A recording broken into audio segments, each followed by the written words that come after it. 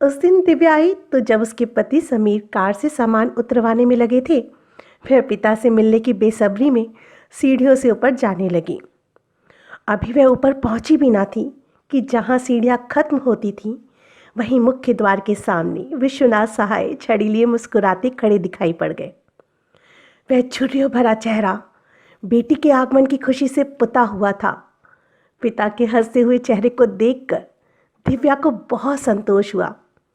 वह चिंतित रहती थी कि पिता कैसे रहते होंगे, कौन उनका ख्याल रखता होगा। उस दिन उनके चेहरे को देखकर लगा था कि नौकरों के बीच उनका जीवन ठीक से चल रहा है, उनका स्वास्थ्य ठीक है।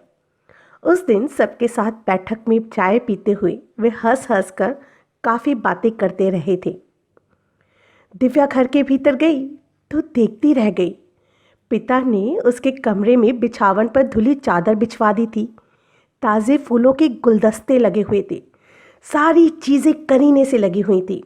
घर कमरे सब उसी तरह सजे हुए और साफ सुथरे थे जैसे माँ के जीवित रहने पर रहा करते थे।